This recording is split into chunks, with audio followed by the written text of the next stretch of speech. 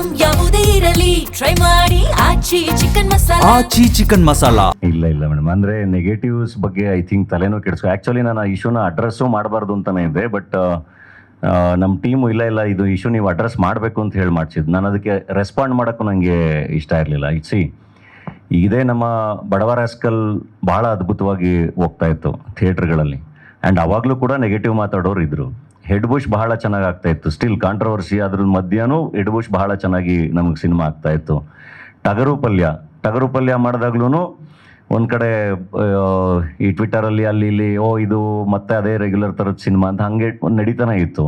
And mother promise ಮಾಡಿದಾಗಲೂ ಅದು ನಡೀತಾನೆ ಇದೆ. ಆ್ಯಂಡ್ ಇದು ಬರೀ ನನ್ನ ಸಿನಿಮಾಗೆ ಅಥವಾ ನಮ್ಮ ಸಿನಿಮಾಗೆ ಅಂತಲ್ಲ, ಕನ್ನಡದ ಯಾವ ಸಿನಿಮಾ ರಿಲೀಸ್ ಆದರೂ ಇದು ನಡೀತಾನೆ ಇರುತ್ತೆ. ಸುದೀಪ್ ಸರ್ ಎಷ್ಟೊಂದು ಸರಿ ಹೇಳಿದ್ದಾರೆ, ಎಲ್ಲ ಆ್ಯಕ್ಟರ್ಗಳು ಅದನ್ನ ಅಡ್ರೆಸ್ ಮಾಡ್ತಾನೆ ಇರ್ತಾರೆ. ಅದು ಯಾರದೇ ಸಿನಿಮಾ ರಿಲೀಸ್ ಆಗಲಿ, ಸುದೀಪ್ ಸರ್ದು ರಿಲೀಸ್ ಆಗಲಿ, ಶಿವಣ್ಣ ಅವ್ರದ್ದು ರಿಲೀಸ್ ಆಗಲಿ, ದರ್ಶನ್ ಸರ್ದು ರಿಲೀಸ್ ಆದಾಗ, ಈಗ ಯಶ್ ಅವ್ರ ಟಾಕ್ಸಿಕ್ ಬರ್ತಿದ್ದಾಗ, ಯಾವಾಗ್ಲೂ ಒಂದು ವರ್ಗ ಇದ್ದೇ ಇರುತ್ತೆ ಫಾರ್ ವೇರಿಯಸ್ ರೀಸನ್ಸ್. ಬೇರೆ ಬೇರೆ ಥರದಲ್ಲಿ ಆ ಥರ ಒಂದು ನೆಗೆಟಿವ್ ಮಾಡೋ ಅಂಥದ್ದು ನಡೀತಾನೆ ಇರುತ್ತೆ. ಅದಕ್ಕೆ ನಾನು ಜನರಲ್ ಆಗಿ ಬರೆದು ಹಾಕಿದ್ದು ದಿಸ್ ಕಲ್ಚರ್ ಶುಡ್ ಸ್ಟಾಪ್ ಅಂತ. ಆ್ಯಂಡ್ ಅದನ್ನು ಅಡ್ರೆಸ್ ಮಾಡೋದು ಐ ಡೋಂಟ್ ನೋ ಹೆಂಗೆ ಅಡ್ರೆಸ್ ಮಾಡಬೇಕು ಎಲ್ಲ ಅಂತ. ಬಟ್ ಅದ್ರ ಬಗ್ಗೆ ಎಲ್ಲ ಆ್ಯಕ್ಚುಲಿ ಅದನ್ನು ನೆಗ್ಲೆಕ್ಟ್ ಮಾಡಬೇಕು, ಇಗ್ನೋರ್ ಮಾಡಬೇಕು. ಸಿನಿಮಾ ಬಹಳ ಚೆನ್ನಾಗಿದ್ದಾಗ, ಜನ ಬಂದಾಗ ಅದನ್ನು ಯಾರೂ ತಡೆಯೋಕ್ಕಾಗಲ್ಲ. ಎಷ್ಟು ನೆಗೆಟಿವ್ ಮಾಡೋಕ್ಕಾಗತ್ತೆ? ಪ್ರೇಕ್ಷಕನಿಂದ ಪ್ರೇಕ್ಷಕನಿಗೆ ಹೋಗೋದೇ ಸತ್ಯ. ಆ ಸತ್ಯದ ಮುಂದೆ ಇನ್ಯಾವ ಸತ್ಯನೂ ಇಲ್ಲ. ಆ್ಯಂಡ್ ಡೆಫಿನೆಟ್ಲಿ ಇವತ್ತಿಗೆ ಕನ್ಫ್ಯೂಷನ್ಸ್ ಇದೆ. ಅಂದರೆ ಆಡಿಯನ್ಸ್ಗೆ ಸೋಷಿಯಲ್ ಮೀಡಿಯಾದಲ್ಲಿ ಬರೋದು ಯಾವ್ದು ನಿಜ ಯಾವ್ದು ಸುಳ್ಳು, ಅಥವಾ ಮೀಡಿಯಾದಲ್ಲಿ ಬರೋದು ಯಾವ್ದು ನಿಜ ಯಾವ್ದು ಸುಳ್ಳು, ಯಾವುದನ್ನು ಜಡ್ಜ್ ಮಾಡದೇ ಇರೋ ಪರಿಸ್ಥಿತಿಗೆ ಬಂದಿದೆ ಇವತ್ತು ಎಲ್ಲದೂ. ಸೊ ಹಂಗಿದ್ದಾಗ ಸತ್ಯ ಯಾವುದು ಅಂತ ಕಂಡುಕೊಳ್ಳೋದು ಅದು ಪ್ರೇಕ್ಷಕನಿಗೆ ಬಿಟ್ಟಿದ್ದದು. ಸೊ ಆಡಿಯನ್ಸ್ಗೆ ಹೋದಾಗ ಮಾತ್ರ ಐ ಥಿಂಕ್ ಯಾವುದೇ ಒಂದು ಸಿನಿಮಾ ಪ್ರಾಡಕ್ಟ್ ಎಲ್ಲದನ್ನು ಬಹಳ ಚೆನ್ನಾಗಿ ಆಗೋದು. ಸೊ ಆ ನಂಬಿಕೆ ಮೇಲೇ ನಾವು ಸಿನಿಮಾಗಳನ್ನ ಮಾಡಬೇಕು. ಬಿಟ್ಟರೆ ಅದು ರೆಗ್ಯುಲರ್ ಆಗಿ ಇದ್ದೇ ಇರುತ್ತೆ. ನಾನು ಅದೇ ಹೇಳಿದ್ದು, ವಿಮರ್ಶೆ ಬೇರೆ, ವಿಮರ್ಶೆಗಳನ್ನ ತಗೋಬೇಕಲ್ವಾ. ಇವಾಗ ನನಗೆ ಅಂದರೆ ಈ ಸಿನಿಮಾ ಅಂತ ಬಂದಾಗ ಎಷ್ಟು ಚೆನ್ನಾಗಿ ಎಕ್ಸ್ಟ್ರೀಮ್ ಲೆವೆಲಲ್ಲಿ ಈ ಸಿನಿಮಾನ ಇಷ್ಟಪಟ್ಟು ಎಷ್ಟು ಚೆನ್ನಾಗಿ ಮಾಡಿದ್ದಾರೆ ಎಲ್ಲ ಆ್ಯಕ್ಟರ್ಸು, ರೈಟಿಂಗ್ ಎಷ್ಟು ಚೆನ್ನಾಗಿದೆ, ನಿರ್ದೇಶನ ಎಷ್ಟು ಚೆನ್ನಾಗಿದೆ ಮದರ್ ಪ್ರಾಮಿಸ್ ಅಂತಾನೂ ಹೇಳಿದ್ದಾರೆ. And at the same time ಕೆಲವೊಬ್ಬರು ನನ್ನ ಅಭಿಮಾನಿಗಳೆಲ್ಲ ಇಲ್ಲ ಅಣ್ಣ ನೀನು ಈ ಥರದ್ದೆಲ್ಲ ಮಾಡಬೇಡ, ನನಗೆ ಬೇಜಾರಾಗುತ್ತೆ, ನಮಗೆ ಅರ್ಥ ಆಗಲಿಲ್ಲ ಅಂತಲೂ ಹೇಳಿದ್ದಾರೆ. ನಾನು ಅದನ್ನು ತಗೋಬೇಕಲ್ಲ.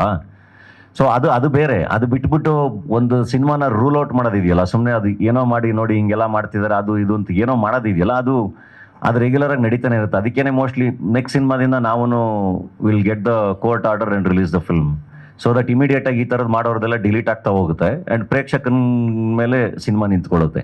ಸೊ ಆ ಥರದನ್ನು ಮಾಡಬೇಕಾಗತ್ತೆ. And at the same time I know ಈಗ ಅಭಿಮಾನಿಗಳ ಕೆಲವೊಬ್ಬರು ಅಂತ ಹೇಳಿದೆ, ಅವ್ರಿಗೆ ಇದು actually to be frank from the ಪೋಸ್ಟ್ರಿಂದ ನೋಡಿದ್ರೆ ಇದು ಕಂಪ್ಲೀಟಾಗಿ ನನ್ನೊಬ್ಬನ ಸಿನಿಮಾ ಅಲ್ಲ ಅನ್ನೋದು ನಿಮಗೆ ತುಂಬ ನೀಟಾಗಿ ಅರ್ಥ ಆಗುತ್ತೆ. ನಾನು ಎಲ್ಲರೊಳಗೊಬ್ಬ ಪಾತ್ರವಾಗಿ ಕೂತಿರೋದು. ಏಕೆಂದರೆ ಇದು ಜನ್ರೇಷನ್ ನೆಕ್ಸ್ಟ್ ಸಿನಿಮಾ, ಇದು ಜನ್ಝಿಗಳಿಗೆ ಅಂತಲೇ ನಾವು ಫಸ್ಟು ಇದನ್ನು ಓದ್ದಾಗಲೇ ನಾವು ಮಾಡಿದ ಸಿನಿಮಾ. ಸೊ ನನ್ನ ಖುಷಿ ಏನು ಅಂದರೆ ನನ್ನ ಸಿನಿಮಾಗಳು ನಾನು ಜರ್ನಿ ಮಾಡ್ತಾನೆ ಇರ್ತೀನಿ, ನನ್ನ ಮಾತು ಸಿನಿಮಾಗಳು ಮಾಡ್ತಾನೆ ಇರ್ತೀನಿ, ಅಥವಾ ನಾನು ಒಂದಿಷ್ಟು ಎಕ್ಸ್ಪೀರಿಮೆಂಟ್ಸ್ನೂ ಮಾಡ್ತಾನೆ ಇರ್ತೀನಿ ನಾನು ಲೀಡಾಗಿ ಅಲ್ಲ. ಇದ್ರ ಮಧ್ಯ ಇಷ್ಟು ಜನ ಯಂಗ್ಸ್ಟರ್ಸ್ ಮಧ್ಯ ನಾನು ಒಂದು ಭಾಗ ಆಗೋದಿದೆಯಲ್ಲ, ಅದು ನನಗೊಂದಿಷ್ಟು ಹೊಸ ಅನುಭವಗಳನ್ನ ಕೊಡುತ್ತೆ. ಸೊ ಅದೊಂದು ಫ್ರೆಶ್ನೆಸ್ ಕೊಡುತ್ತೆ. ಆ ಥರ ಒಂದು ಅಟೆಂಪ್ಟ್ ಮಾಡಿದ್ದೆ. ಹಂಗಂದರೆ ಇಡೀ ಸಿನಿಮಾ ನಾನೇ ಇರಬೇಕು ಅನ್ನೋದಲ್ಲ ಅದು. ಸೊ ಇಡೀ ಸಿನಿಮಾ ನಾನೇ ಇಲ್ಲ, ಇದು ನನ್ನ ಸಿನಿಮಾ ಅಲ್ವೇ ಅಲ್ಲ ಆ್ಯಕ್ಚುಲಿ. ಸೊ ಅಂದರೆ ನನ್ನ ಸಿನಿಮಾ ಅಲ್ಲ ಅಂತಲ್ಲ, ನನ್ನ ಒಬ್ಬನ ಸಿನಿಮಾ ಅಲ್ಲ, ನಾನು ಇಡೀ ಒಂದು ತಂಡದ ಒಂದು ಭಾಗ ಆಗಿ, ಒಂದು ಪಾತ್ರ ಆಗಿ ಮಾಡಿರೋವಂಥದ್ದು. ಸೊ ಒಂದೊಂದು ಸಿನಿಮಾನು ಒಂದೊಂದು ರೀತಿ ನೋಡಬೇಕಾಗತ್ತೆ. ಸೊ ಮದರ್ ಪ್ರಾಮಿಸ್ ಆ ಥರ ಎಲ್ಲರೂ ಸೇರ್ಕೊಂಡು ಏನೋ ಮಾಡಬೇಕಾದ್ರೆ ಅವ್ರ ಜೊತೆ ಒಂದು ಒಳ್ಳೆಯ ಭಾಗ ಆಗಿದ್ದೀನಿ ಅಷ್ಟೇ ಬಿಟ್ಟರೆ. ಸೊ ಇದನ್ನು ಬೇರೆ ಥರ ಸಿನಿಮಾ ನೋಡಬೇಕಾಗತ್ತೆ.